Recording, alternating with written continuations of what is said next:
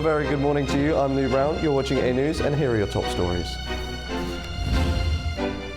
Qatar's Prime Minister and Turkish delegates will join Hamas and Israeli negotiators in Egypt for a third day of Gaza peace talks. US President Donald Trump threatens using the Insurrection Act to send National Guard troops to Democratic-led cities. And UK Prime Minister Keir Starmer begins a two-day visit to India to boost new trade deal.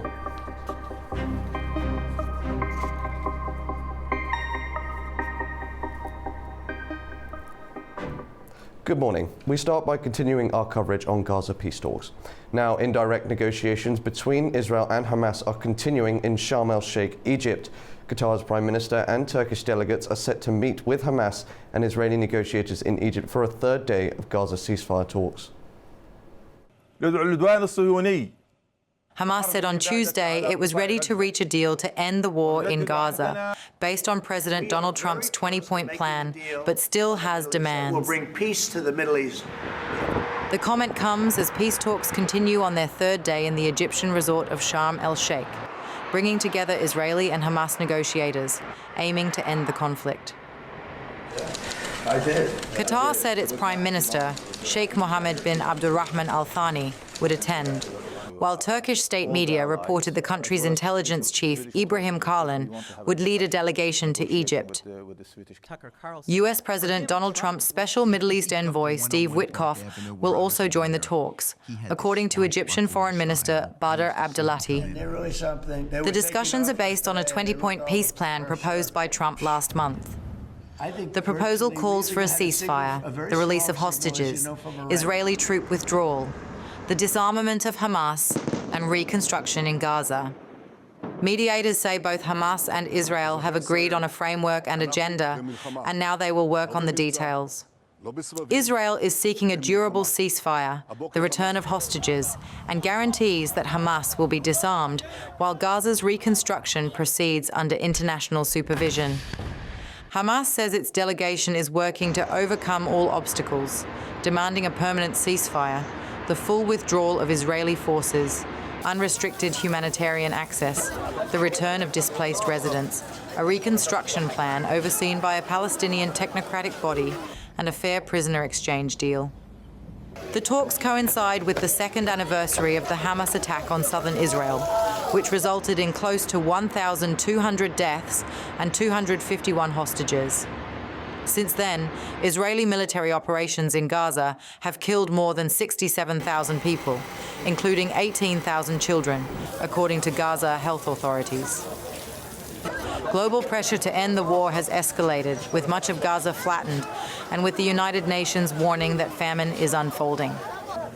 Officials say the initial focus is hostage release, a step that could determine whether the path to ending the conflict becomes viable in the coming days. Looking to US affairs, President Donald Trump has threatened to invoke a centuries-old law to expand military deployments in Democratic-led cities as National Guard troops prepare to patrol Chicago. Trump claimed the move would help maintain order amid what he described as ongoing unrest in certain urban areas. Trump's threat to use the Insurrection Act has deepened his standoff with Democratic mayors over deploying troops to cities such as Chicago and Portland. The law would let soldiers police civilians, a major escalation of presidential power. Democratic governors and mayors have voiced opposition, arguing that their cities remain calm and that local authorities are capable of managing public demonstrations. What I can say is that with this president... Staying in the US, President Donald Trump announced on Tuesday that his administration intends to abolish several government programs as a result of the continuing government shutdown. He said that details on planned job cuts would be disclosed within the next 4 to 5 days. The shutdown, which began on the 1st of October, has led to hundreds of thousands of federal employees being furloughed, while others have been instructed to continue working. Travelers are increasingly feeling the impact of the shutdown as shortages in air traffic controller staffing are resulting in delays at major airports across the United States.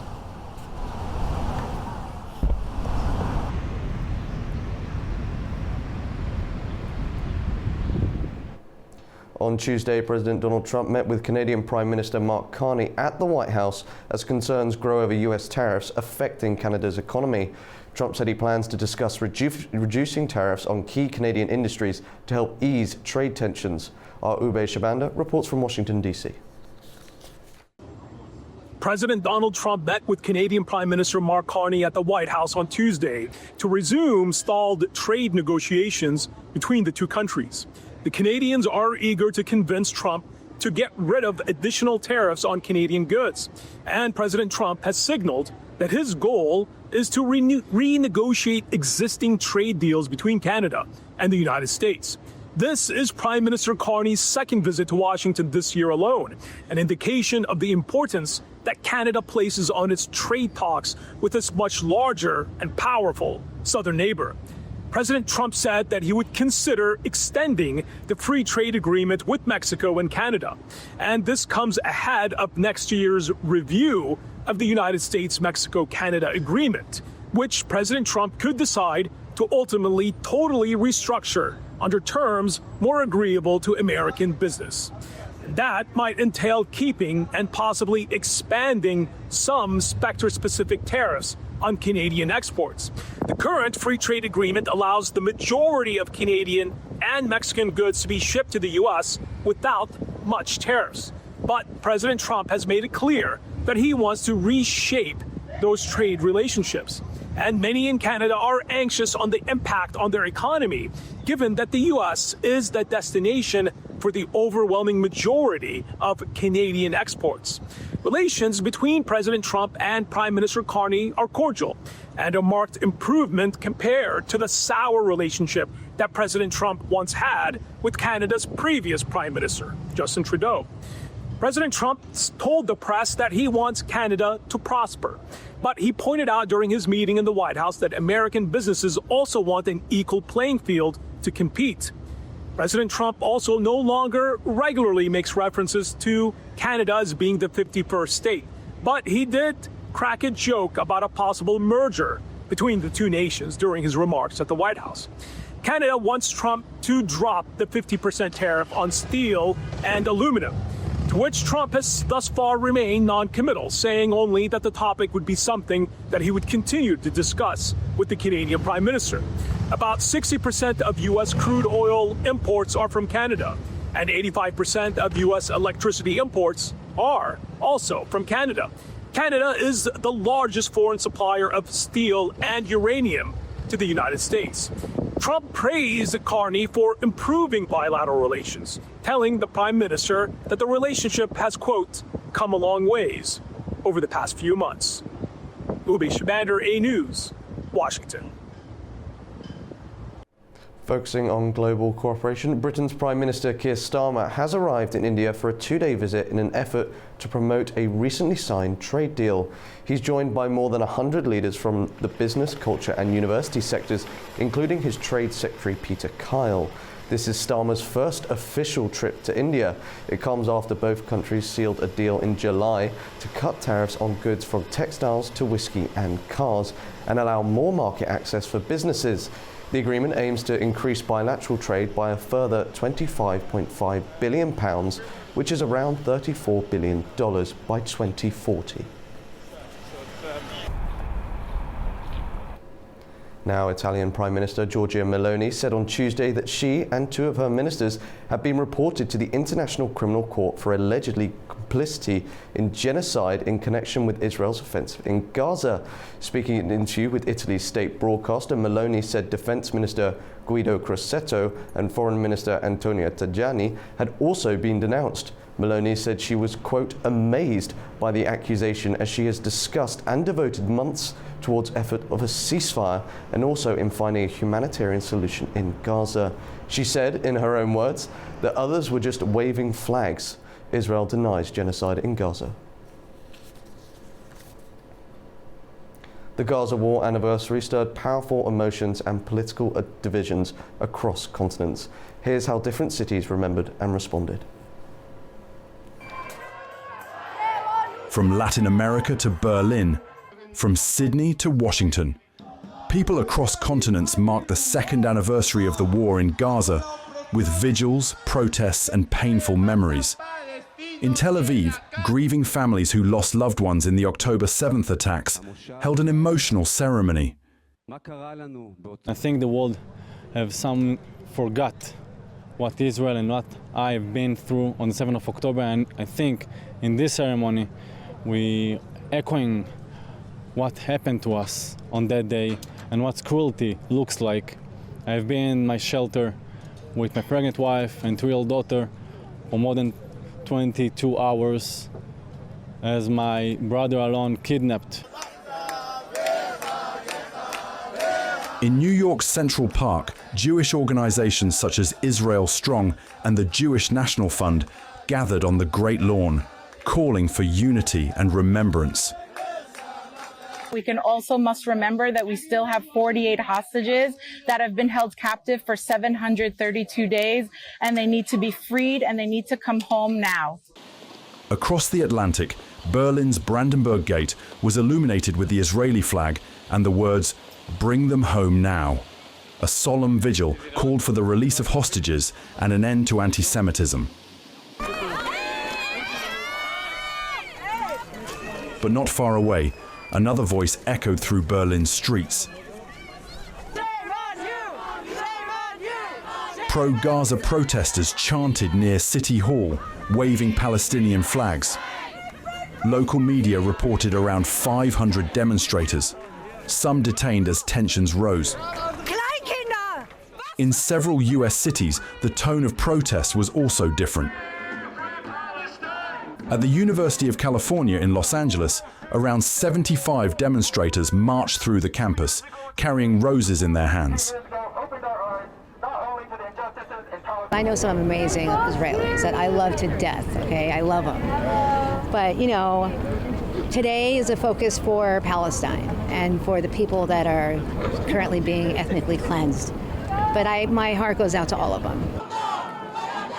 Both narratives also collided in Latin America. In Mexico, Colombia, Chile, and Argentina, pro-Palestinian marchers demanded their governments cut ties with Israel.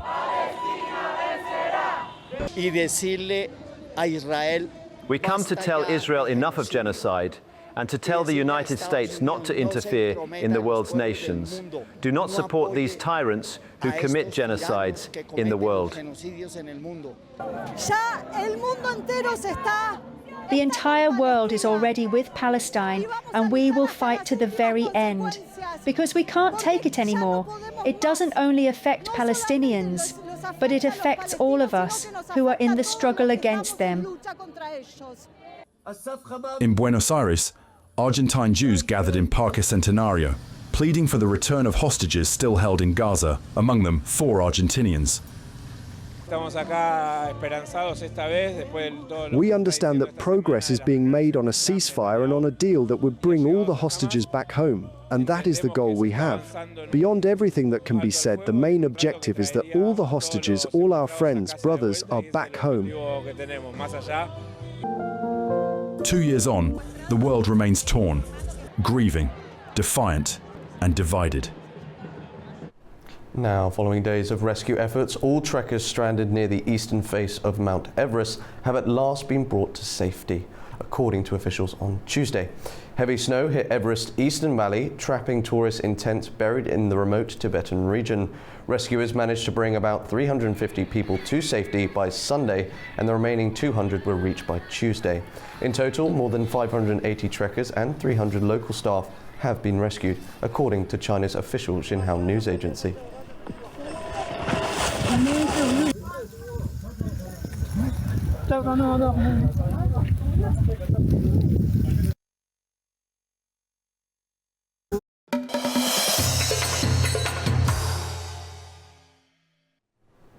In Gabala, Azerbaijan, on Monday, as the 12th OTS summit came to an end, leaders of the Turkish world signed the Gabala Declaration and launched new cooperation initiatives.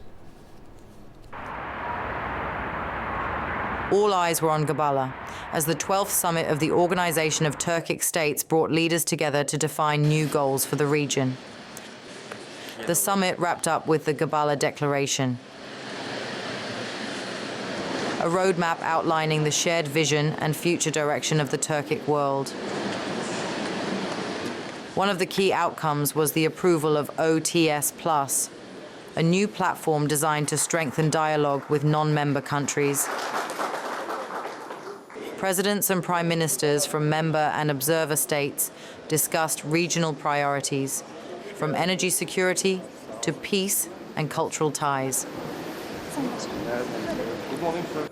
President of Azerbaijan, Ilham Aliyev, highlighted ongoing work on a green energy corridor linking Central Asia, Azerbaijan, Turkey and Europe, and spoke about major joint investment projects among Turkic states. Hazırda biz Orta Asya, Azerbaycan, Türkiye, Avrupa, Currently, we are developing a green energy corridor connecting Central Asia, Azerbaijan, Turkey and Europe. Azerbaijan and the member states of the OTS have carried out numerous significant investment projects. To date, over $20 billion have been invested in the economies of our fraternal countries. The majority of these investments have been made in the Turkish economy. Additionally, Azerbaijan has established joint investment funds with Uzbekistan, Kazakhstan and Kyrgyzstan. Through these funds, many future projects will be realized. Bu fondlar vasıtasıyla birçok layihələr icra edilecek. Turkish President Recep Tayyip Erdogan suggested marking December 15th as World Turkic Language Family Day. And he also touched some geopolitical challenges in Gabala. 30 Ekim'den itibaren Semerkant'ta düzenlenecek I hope that during the 43rd UNESCO General Conference, which will be held in Samarkand, starting from October 30th, December 15th will be declared as the World Turkic Language Family Day. Given the many wars and tensions occurring in nearby regions, it's important for the Organization of Turkic States to take a clear stance. We believe that a two-state solution in Gaza would be a just outcome. Hungary's Prime Minister Viktor Orban praised Azerbaijan's growing role in regional cooperation and thanked President Aliyev for supporting Hungarian investments in the energy sector. I want to assure the people of Azerbaijan and President Ilham Aliyev that we are not only friends but also strategic partners. At this gathering, strong leaders have come together to exchange views on joint projects and strategic plans for the future. Unlike in Europe, here we see respect for family values and commitment to traditions. The summit closed on a note of unity, with leaders reaffirming their commitment to cooperation, peace, and a stronger Turkic future.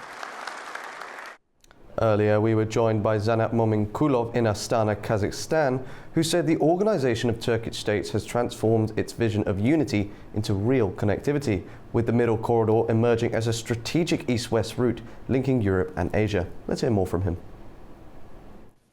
Thank you. In my eyes, the OTS has made remarkable progress already in transforming the Turkic connectivity from cultural vision into the strategic reality. So the Turkic region, I think, becomes a real hub linking Europe and Asia. And the Middle Corridor now serves as a foundation for Turkic transport logistics autonomy.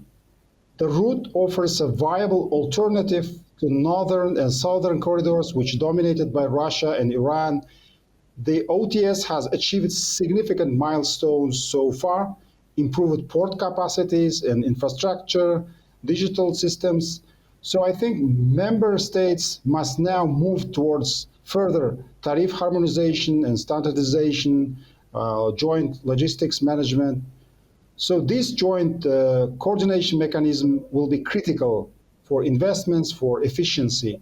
Externally, the Turkic connectivity now is gaining global attention as Trump has interest in the Zangezur corridor.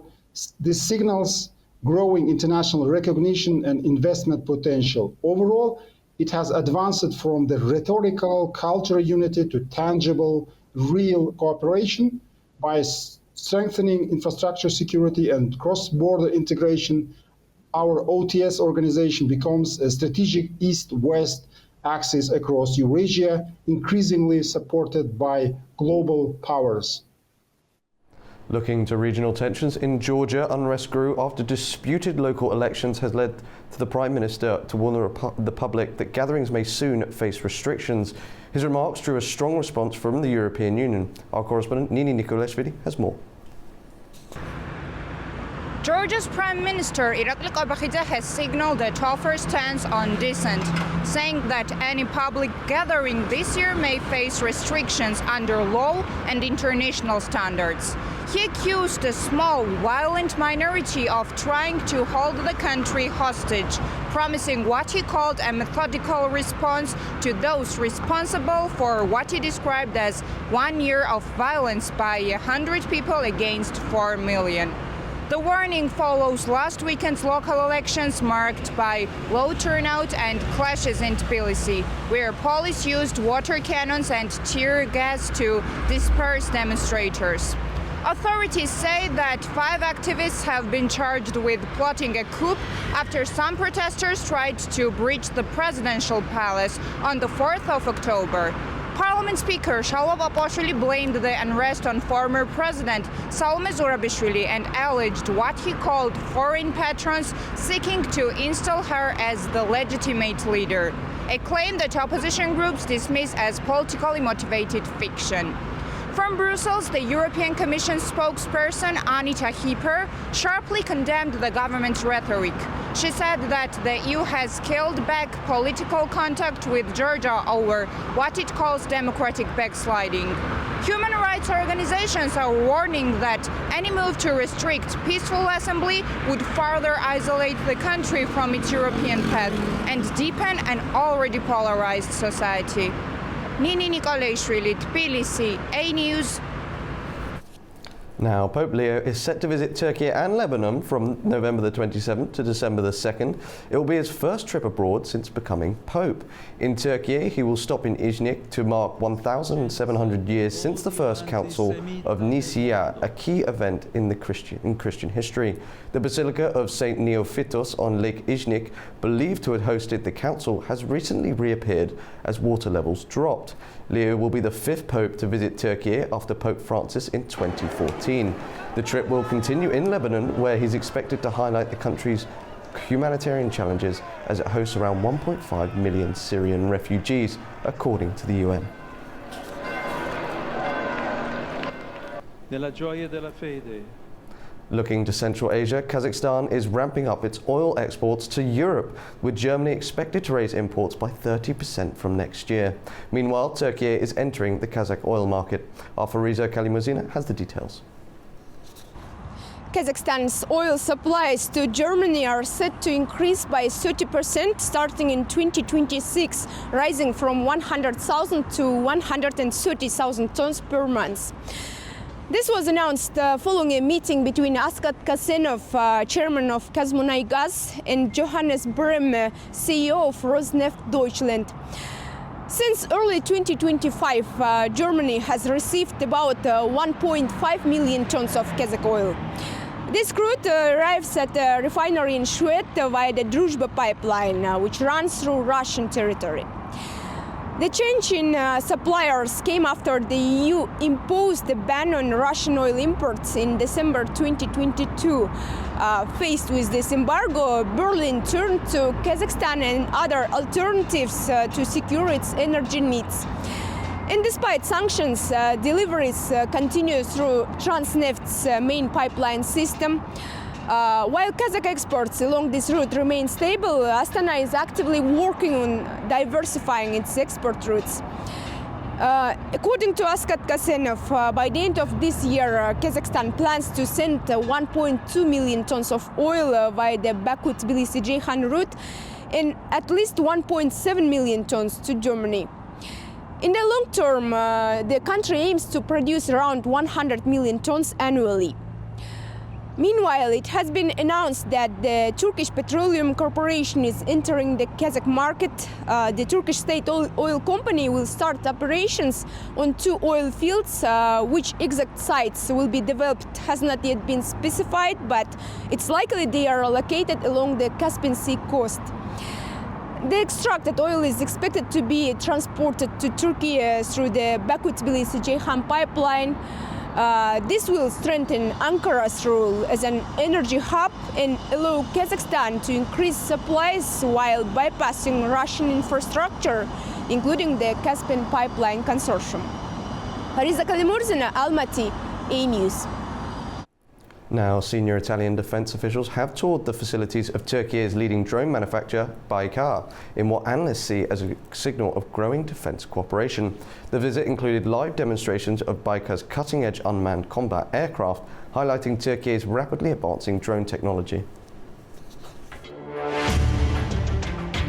Senior Italian defense officials witnessed live demonstrations of advanced combat drones during a tour of Turkey's Baykar defense company. The visit is seen as growing cooperation between the two NATO allies. The Italian delegation, led by Deputy Defense Minister Matteo Perejo di Cremnago, brought together top military officials, including the commanders of Italy's Air Force and Army, a deputy naval commander, and executives from Leonardo, Italy's state-controlled defense giant.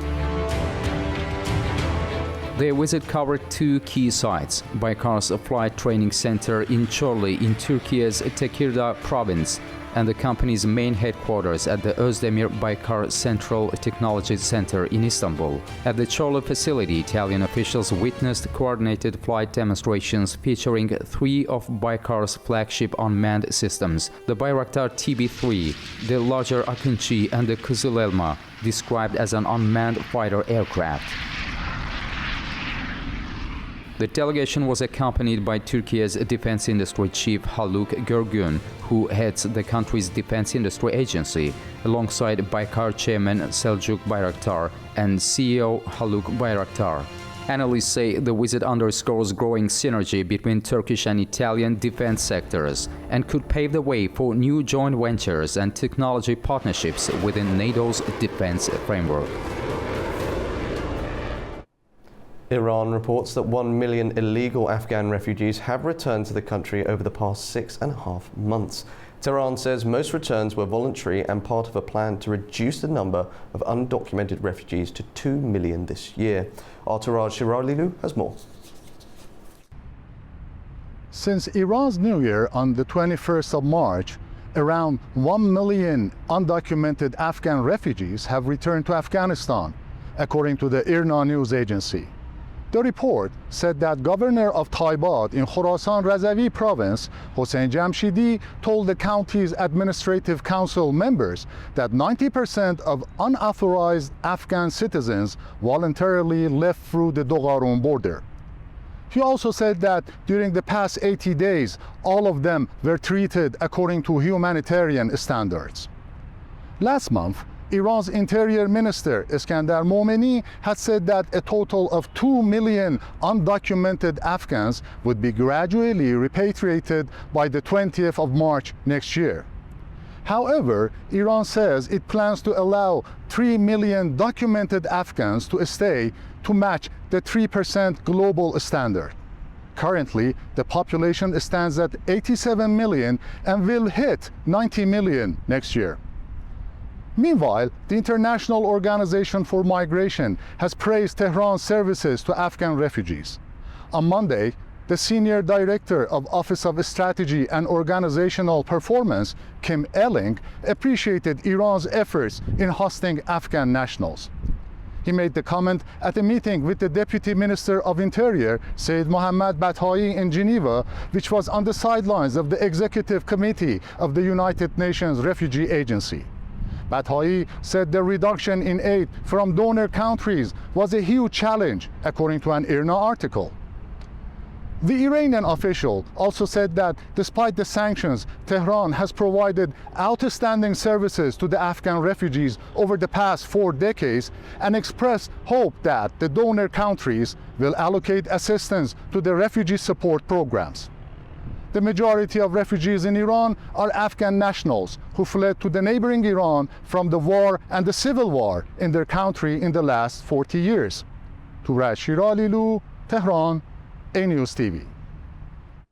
Now, Afghanistan's foreign minister has arrived in Russia to attend the 7th Moscow format consultative meeting on Afghanistan, marking a first for the Taliban-led government. Tamim Bahis has more from Kabul.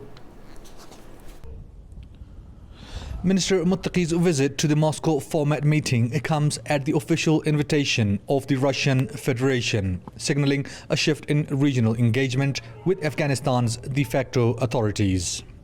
For the first time, Afghanistan is participating as an official member, although the Taliban government had taken part in previous rounds as observers or as invited guests. The meeting in Moscow brings together senior representatives from Russia, India, Iran, and China, as well as Pakistan, Kazakhstan, Kyrgyzstan, and Tajikistan, and also Turkmenistan and Uzbekistan. According to Russian media, discussions will center on Afghanistan's national security, regional stability, and economic cooperation. During the session, Minister Muttaqi is expected to outline Kabul's stance on strengthening ties with neighboring countries and boosting regional development and trade. The Moscow format has been a key regional platform on Afghanistan since 2017, and the gathering could set the tone for how regional actors deal with Kabul ongoing forward. Tamim Bahis in Kabul, A News. That's your news update from all of us in the studio. Thank you for watching and stay tuned to A News.